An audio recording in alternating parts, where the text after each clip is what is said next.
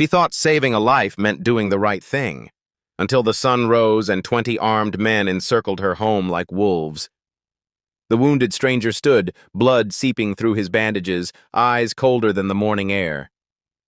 "You just stepped into a war, Juliet. Now they won't let you walk away."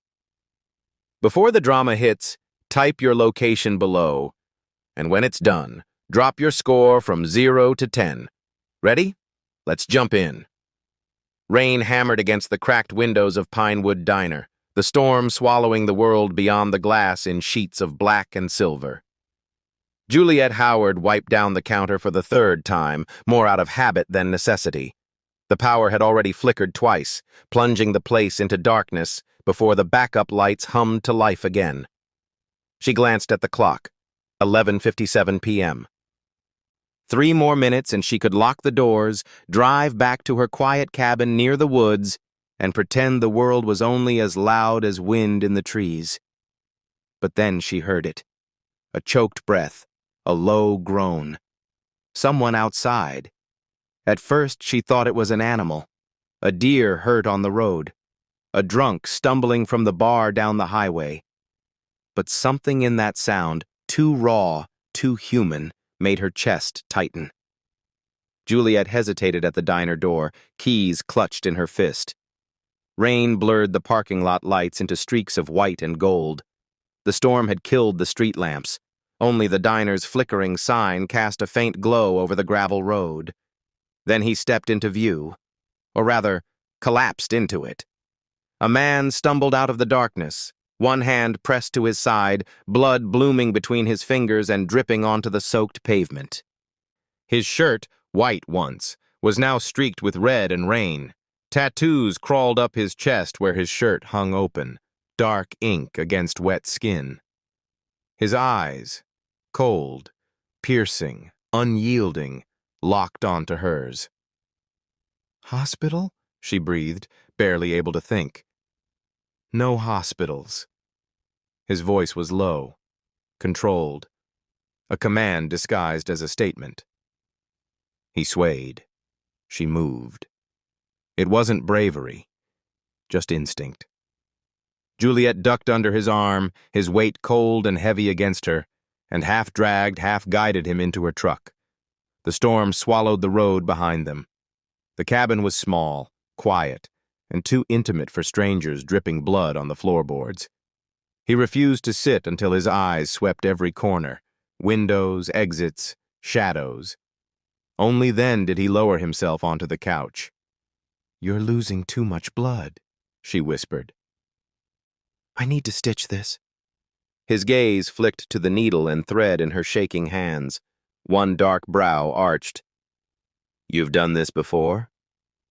"My father was a hunter. He taught me some things," she lied. He didn't need to know her hands only remembered sewing buttons and mending torn aprons. He nodded once. Permission. Juliet leaned close. The scent of rain, steel, and blood filled her lungs. His breathing was steady despite the wound. His stare never left her face. "You're trembling," he said. "It's cold," she lied again. Lightning cracked outside. Thunder followed like a growl. She finished the last stitch, cutting the thread with trembling fingers. "What's your name?" she asked before she could stop herself. He hesitated. For the first time, something unreadable flickered across his expression. Giovanni. Just Giovanni. She thought the nightmare was over. Until engines growled up her dirt road. Until gravel crunched beneath tires. Until faceless men in white suits stepped out of sleek cars and surrounded her cabin like wolves circling prey. Juliet's pulse roared in her ears.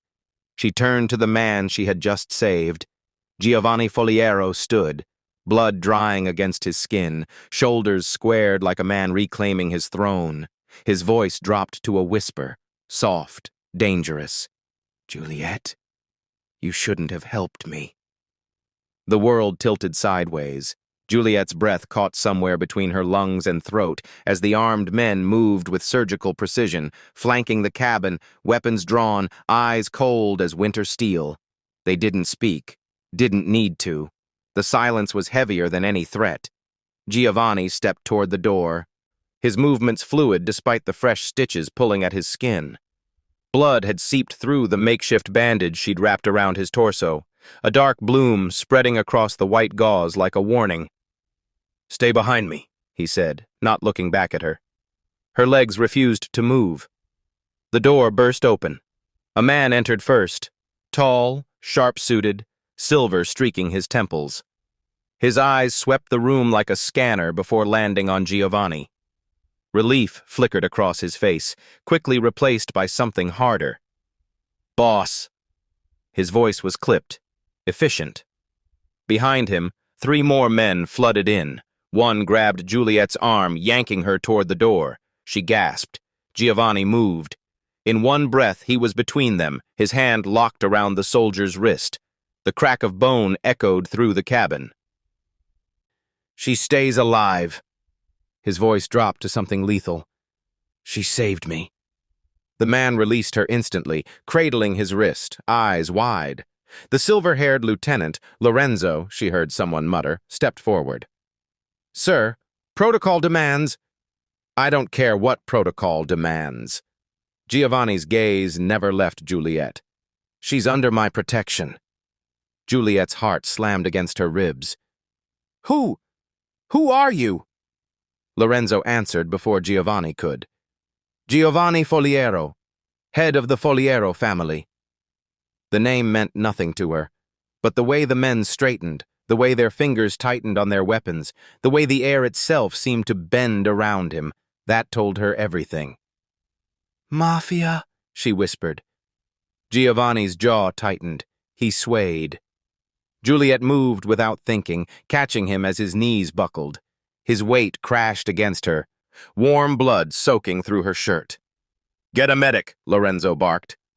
Men swarmed the cabin. Her phone vanished from the counter, windows locked, curtains drawn. They moved like shadows, erasing her life in seconds. "I need to leave," Juliet said, voice breaking. "Please, I won't say anything." Lorenzo's expression didn't change.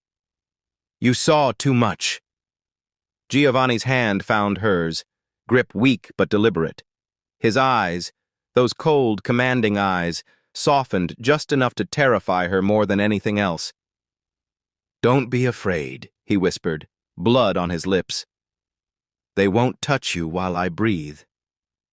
Then his eyes rolled back. The medic rushed in as Giovanni went limp in her arms. And somewhere above the cabin, cutting through the dying storm, came the hollow thrum of helicopter blades. Lorenzo's radio crackled. "Rival syndicate spotted." 2 miles north and closing. The lieutenant's eyes met Juliet's. "Welcome to the war, Miss Howard."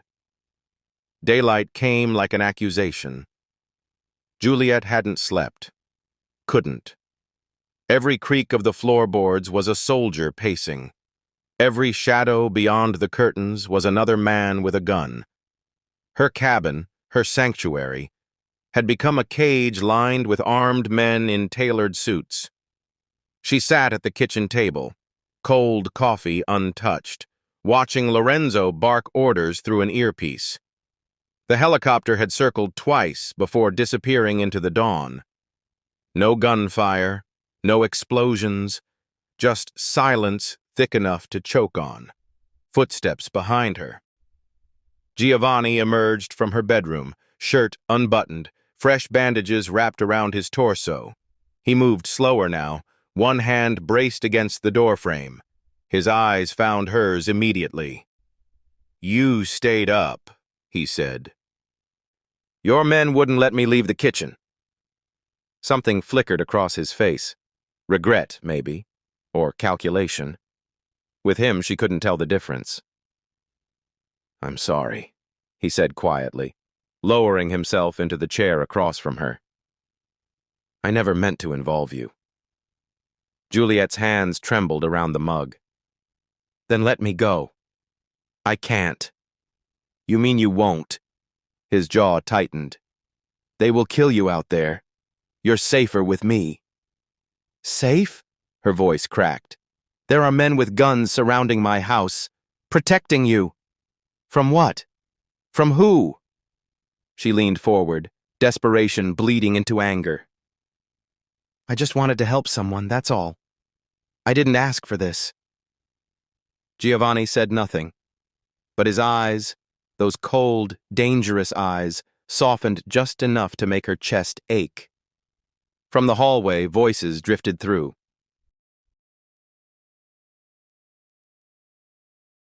If the boss had died, protocol's clear. No witnesses. You mean the girl? Especially the girl. Juliet's blood turned to ice. Giovanni's gaze never left hers. He'd heard it too, and he wasn't surprised. You knew, she whispered. You knew they would have killed me. Yes. The word hung between them like a blade. She stood abruptly, chair scraping against wood. I need to leave. Now. I won't tell anyone anything. Juliet Marie Howard. His voice cut through her panic. Born April 14th, 1996. Parents died in a car accident when you were 19. You've lived alone ever since. No siblings. No extended family. You work 60-hour weeks at Pinewood Diner and haven't taken a vacation in 3 years. You're allergic to shellfish. You have a scar on your left knee from falling off a bike when you were 7. The room spun. How? Her voice barely worked. Giovanni rose slowly, pain etched into every movement. I had you investigated while I was unconscious. Standard procedure. Who are you? The question came out broken. He stepped closer. Too close. His voice dropped to something almost tender. A man. You should have left to die. Before she could respond, engines rumbled outside. 3 black sedans rolled up the driveway, silent and deliberate. Lorenzo appeared in the doorway. Sir, transport's ready. Giovanni's hand touched her elbow, gentle but firm. You're being relocated. Juliet's world shattered. Where? His eyes held hers. Somewhere they can't find you. Or somewhere you can't escape, she thought. The door opened. Morning light spilled in, and Juliet Howard walked toward a life she'd never chosen. The estate rose from the landscape like something out of a fever dream. Juliet pressed her palms against the sedan's window as iron gates rolled open, revealing manicured lawns, marble fountains, and a mansion that stretched 3 stories into the gray morning sky. Men in white suits, crisp, pristine, unsettling, lined the driveway like chess pieces. White means loyalty, Lorenzo said from the front seat, reading her expression in the rearview mirror. Only the Foliero family wears white. She said nothing. What was there to say? The car stopped. Doors opened. Hands guided her, not rough but firm, through halls lined with oil paintings and security cameras that tracked every movement. Steel-reinforced doors, bulletproof windows. This wasn't a home. It was a fortress. Giovanni was already inside, seated in a leather chair while a gray-haired man in surgical gloves examined his wound. The doctor's eyes widened as he peeled back the bandage. Who stitched this? He asked. Giovanni's gaze found Juliet across the room. She did. The doctor looked at her, then back at Giovanni. She saved your life. Another hour of blood loss and... He didn't finish. Didn't need to. Juliet's stomach twisted. She'd saved him, and damned herself in the process. A woman in a black dress appeared at her elbow. This way, miss. The room they gave her was beautiful. High ceilings, silk sheets, a window overlooking gardens that seemed to stretch forever. But when the door clicked shut behind her, she heard it. The lock turning from the outside.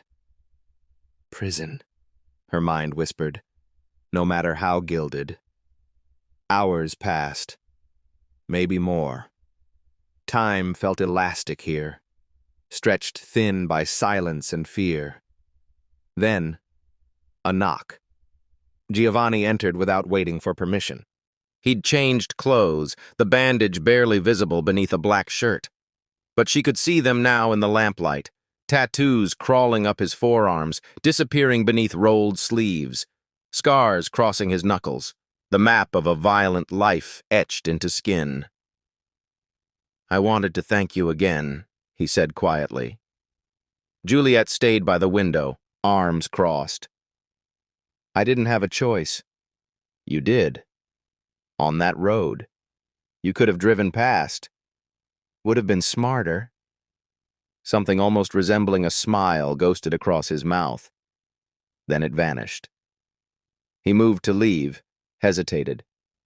"I know you hate me right now. You should."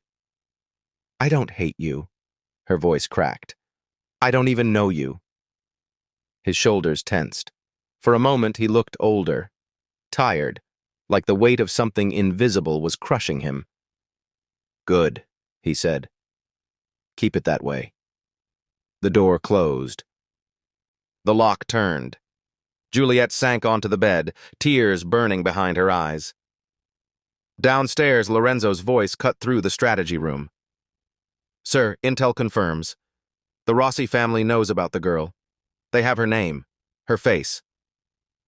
Giovanni stood at the window, hands clasped behind his back, watching the gardens darken.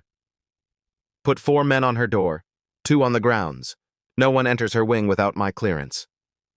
"And if they breach the perimeter?" Giovanni turned. His eyes were winter incarnate. "Anyone touches her, they answer to me." She made it to the gate before they caught her. 2 guards in white suits materialized from the shadows, blocking her path. No words, no weapons drawn. They didn't need to. Their presence alone was a wall. "Miss Howard," Lorenzo's voice cut through the night. "Step back from the gate." Juliet's chest heaved, adrenaline screaming through her veins. She'd waited until 3 a.m., picked the lock on her door with a hairpin, slipped through corridors like a ghost. For nothing. Footsteps behind her, measured, deliberate. Giovanni. He stopped 3 feet away, jaw tight, eyes blazing with something between fury and fear. "What were you thinking?" His voice was low, dangerous. "That I wanted my life back." Her hands trembled. "That I'm not yours to keep." "You think I want this?" He stepped closer. "You think I wanted you caught in this? Then let me go. So they can put a bullet in your head the moment you step outside these gates." His voice cracked. "Is that what you want?" She stared at him, breath ragged. "You take lives without blinking. Why spare mine?" Silence stretched between them like a blade. Giovanni's expression shifted. Something raw flickered beneath the cold exterior. "Because you touched me without fear," he said quietly. "No one has done that since I was a boy." The words hung in the air.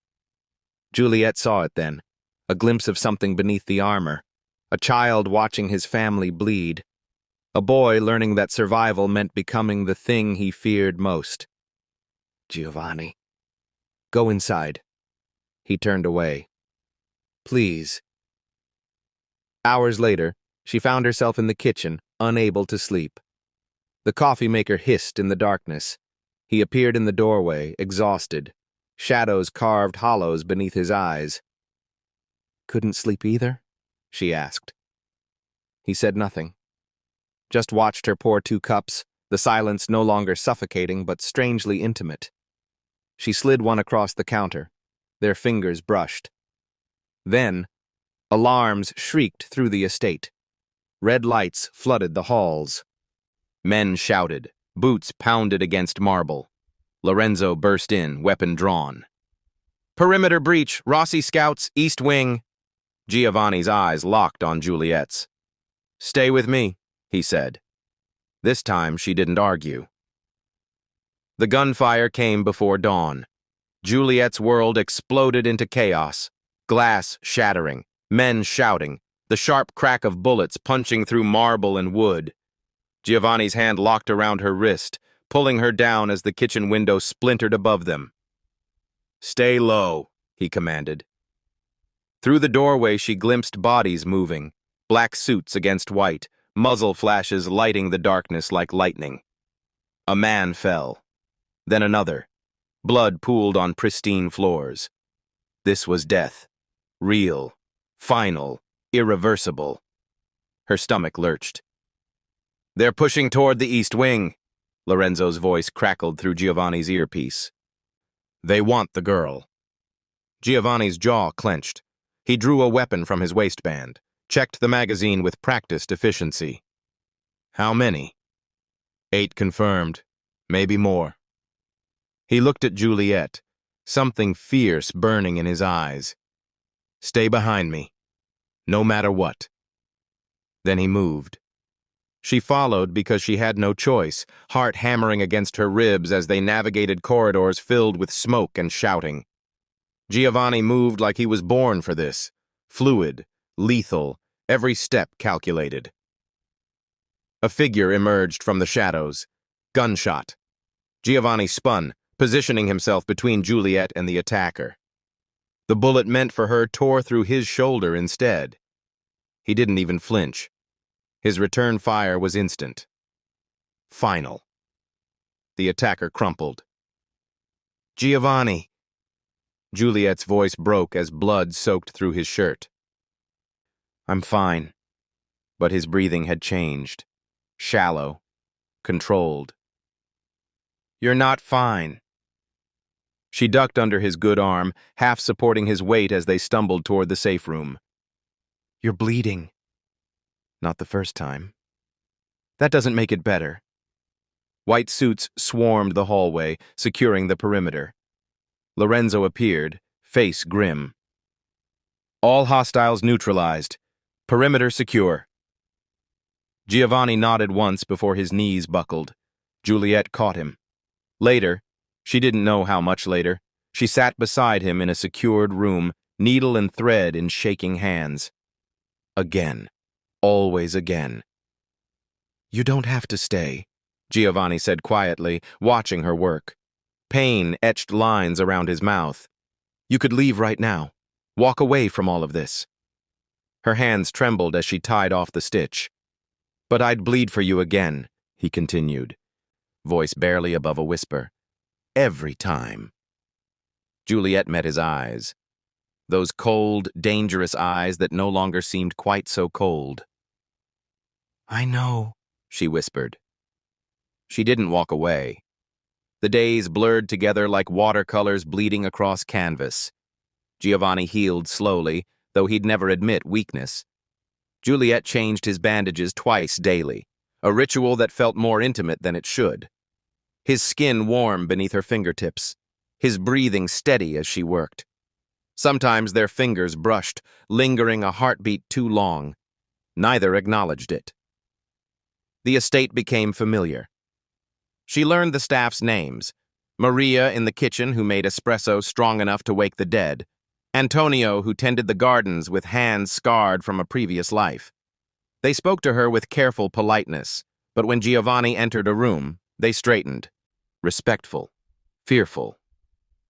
"They love him," Maria said one morning, sliding a pastry across the counter. "But they know what he's capable of." Juliet understood. She was beginning to see both sides of that coin. Late one evening, she found Giovanni in his study, staring at a photograph. A boy, maybe 12, smiled beside a younger Giovanni, arms slung around each other's shoulders. "Your brother?" she asked softly. He didn't startle, just nodded. "Marco. They killed him to get to our father. He was 10. The weight of those words settled between them. "I swore I'd never let anyone close enough to become a target again." His eyes found hers. "And then you appeared." Juliet's chest tightened. "Giovanni?" "You should change my bandage." He turned away, the moment fracturing. Her hands trembled as she unwrapped the gauze. His shoulder was healing, angry red fading to pink. She pressed fresh bandages against skin, felt his pulse beneath her palm. "Juliet." His voice was rough. She looked up. Their faces were inches apart. "I'm losing myself here," she whispered. "I don't know who I am anymore." His hand rose, almost touching her cheek. Almost. Then he pulled back. "You're still you. That's what terrifies me." Across the city, in a room thick with cigar smoke, men gathered around a table. "The girl," one said, sliding a photograph forward. Juliet's face stared back, frozen in time. "She's his weakness now. Then we exploit it." "When?" A slow smile. "Soon. Very soon." The king's heart was under siege, and kingdoms fell for less. The envelope sat on her bed like a grenade. Juliet's hands trembled as she opened it. Inside, a passport with her photo and a new name, car keys, a thick stack of bills bound with paper bands, enough money to disappear, to start over somewhere they'd never find her. A note, handwritten in dark ink. "You're not my prisoner. You never were." She found him in the garden, standing beneath bare branches, dawn painting the sky in shades of bruise and gold. "Giovanni." He turned. His expression was carefully blank, but she saw the tension in his shoulders. "Everything's arranged," he said quietly. "The car's unmarked.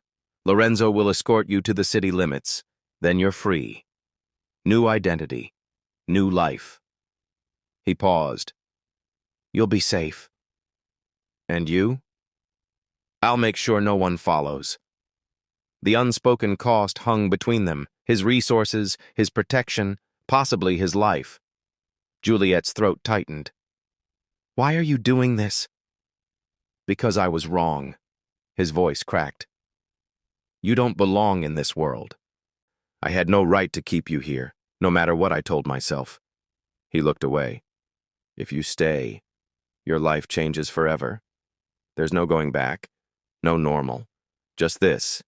Danger, blood, always looking over your shoulder. And if I leave, you never see me again." The words cut through the morning air like glass. "You walk away and forget Giovanni Foliero ever existed." Silence stretched between them. Juliet walked toward the gates. Each step felt heavier than the last. The guards stepped aside.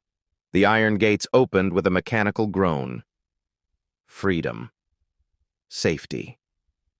Everything she'd wanted since that rain-soaked night.